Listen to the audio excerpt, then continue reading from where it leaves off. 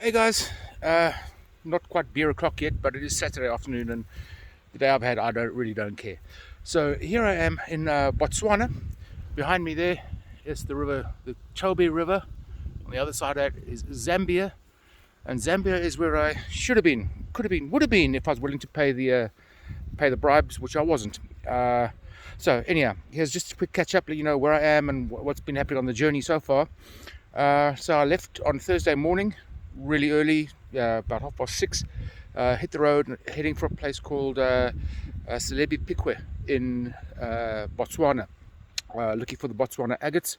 Now, Botswana agates come from an area called Bobanong, but I did a bit of research and I found out about an old German guy who was selling polished agates in Celebi Pikwe, and because I'm not allowed to bring the rough agates out, they have to be polished. So I headed there and got there about 3 o'clock, 3 o'clock in the afternoon, and started asking around at the markets and stuff when we sell stones. And everybody looked at me like I had three heads. Yeah, nobody understands what I'm talking about. Who's this mad guy asking for stones? So yeah, got nothing. Closest I came to stones was the Stone House, the name of the hotel where I stayed that night. So next morning, headed straight for the Zambian border, and I made really good time. The new truck behind me there, it's the far more powerful motor. That's the 1,000 kilowatt rather than the old one, which was 500 and something. So I made really good time. It's really quick. So I got to the border between Zambia and Botswana. Really good. Just This is a really crazy place geographically. Get the river behind me. Behind me, Zambia. In front of me, Botswana.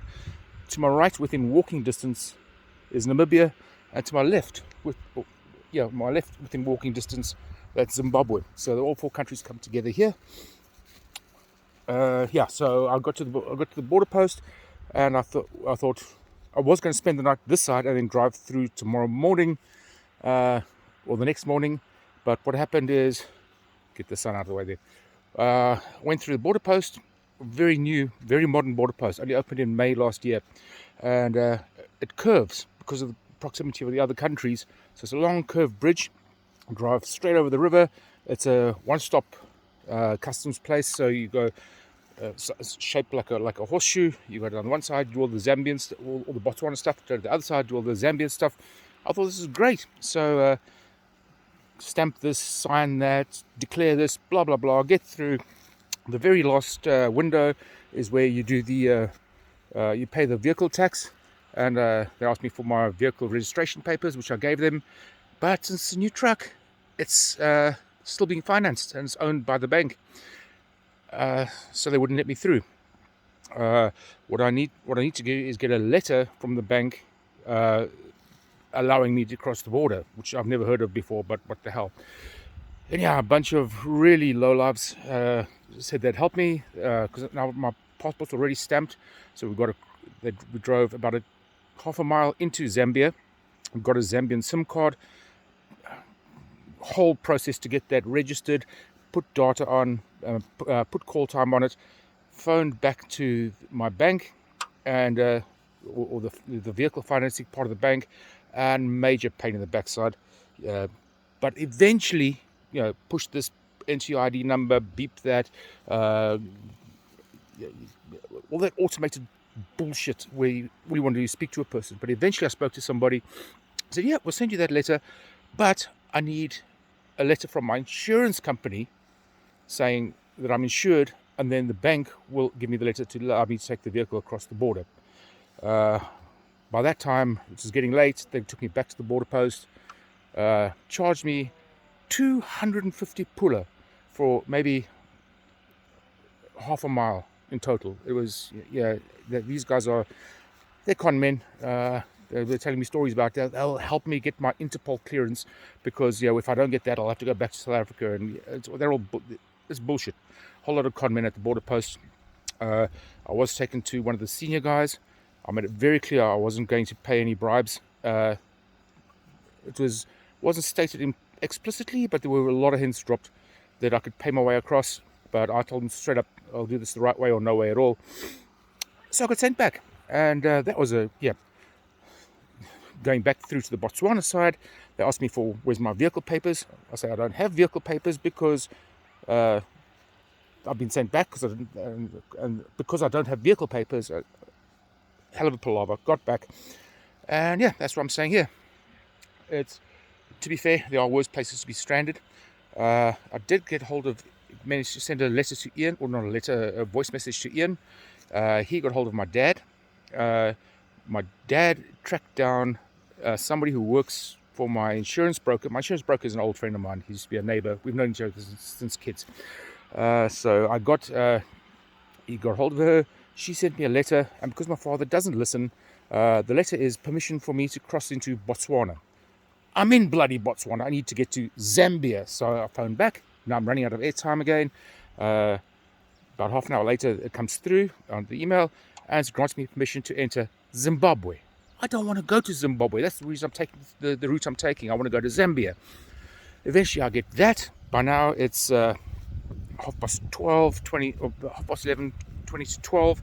I emailed that all through to the bank, but their helpline closes at 12, and they didn't get it in time. I tried phoning, but going through that whole menu, please enter your ID number. You enter it. The number you entered is 680, and you go through the whole thing. And by the time I didn't get through to anybody because that ate all my airtime. Just too late to go and get any more. So basically, I've just got another 100 puller of airtime, which I'll use on Monday morning if I have to try and get hold of anybody if they haven't replied to the email. But yeah, that's it so far. It is bloody nice here, and since I'll be able to leave on Monday, I think tomorrow I'm going to take a day and just go into the game reserve. So far, just on the roads, I've seen elephant, I've seen wildebeest, I've seen aardvark, a couple of different species of antelope, baboons, monkeys, a few other bits and pieces. So if I'm not getting out of here, I might as well make a day of it and enjoy it, and then stress again on Monday. Yeah, that's where we are now, and that is why the sale is still on the website. I'll take the sale down when I do get to Lusaka in Zambia. So still 40% off everything on my wholesale websites. If you know where the websites are, I'm going to put this onto YouTube, so the links will be in the description. 40% off everything to finance the trip, and that will go until I eventually get to Zambia, which I hope will be by Monday night, if there's no more hiccups. Yeah, so I'm not even going to edit this. I was going to upload it. I've got a lot of other footage on my GoPro, but I forgot to bring a USB card reader, micro SD. It's not something you can just pick up out here, so I'll have to wait until I get that so I can get the footage off the GoPro. And yeah, this is just phone footage. Cheers.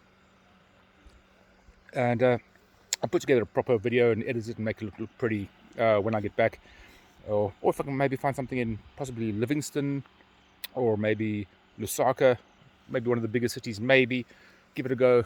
Not a lot of tech, not a lot of shopping out here. But yeah, that's it for today. I'm going to say thank you guys for watching. Cheerio, and take advantage of the sale. And yeah, catch us on the lives. Oh, and if you're watching on YouTube for the first time, subscribe and ding the bell button, because that'll alert you when we do the live sales. Ian and Vian are at the office, and they're doing lives every day of the week until they burn out. So lots of live sales and 40% offering wholesale on the website. So cheerio, and I'll catch you in the next one.